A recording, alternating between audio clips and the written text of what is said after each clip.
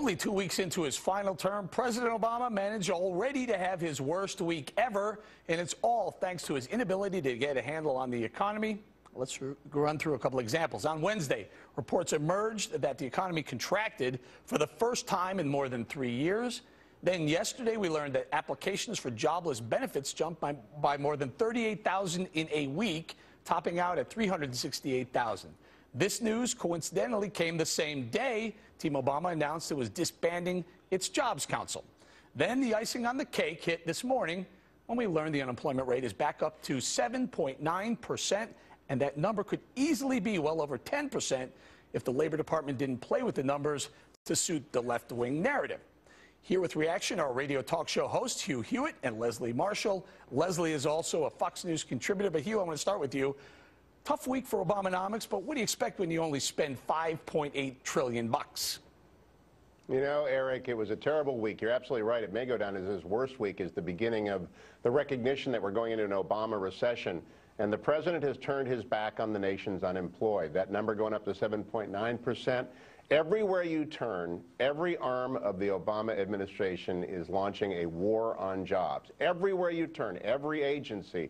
And the consequences of this are just beginning to show up, and he is indifferent to this.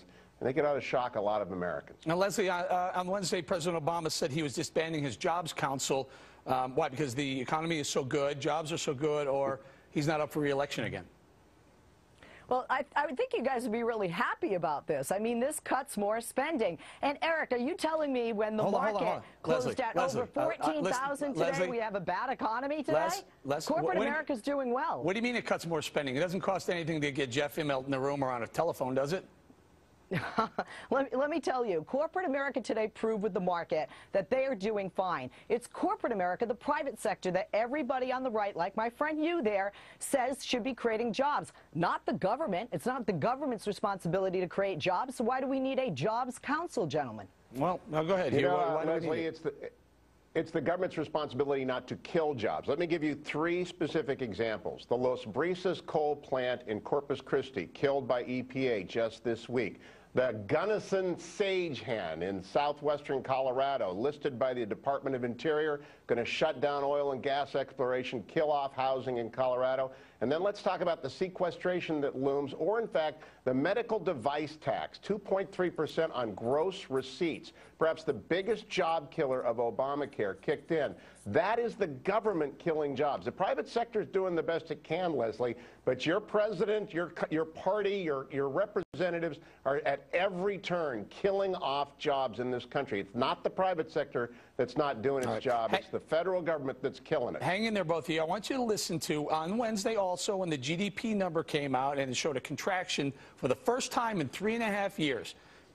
$5.8 trillion down the drain, contracting economy. ABC kind of talked about it a little bit on their nightly news. NBC disregarded it completely, didn't even show up. Listen to what Scott Pelley at CBS News had to say about it. A shrinking economy over time spells recession, but don't panic yet. This number is likely to be revised as more data come in. Senior business correspondent Anthony Mason found this dark cloud may have a silver lining. The headline may be disappointing, but the underlying economy was showing renewed strength at the end of last year. As one economist put it, it's the best contraction in the U.S. economy you're ever going to see. First off, Leslie, I'm not sure Scott Pelley is an economist that works with the department, but he may be, so I don't know how you know it's going to be revised. And by the way, if it's revised, is it going to be better? Anyway, number 2, silver lining, really a contraction. And number 3, really? That's all, really? Listen, you know, I'm normally a pessimist, but can I make some lemonade with all the lemons that you guys want to see here? We have to look at, if you want to talk about revision, do you remember when all you guys were saying that the books were cooked before the election, and now we see the revisionary numbers for September, October, November up? We see 100,000 jobs created in construction in just the past 4 months. That tells me, guys, that the housing situation is turning around, and you know that is key to our economy. This is not double dipping. This is not a recession. This is a 0.1% difference in the unemployment number. Hold on, and guys. the GDP is due to the cuts in the defense we can department, argue whether the economy is strong or not. You may ask the 12 million people who are out of work whether it is or not. But Hugh, is there ever a good time to have a contraction, a recession in the economy, number one? And why is the left-leaning, left-wing media covering up for this?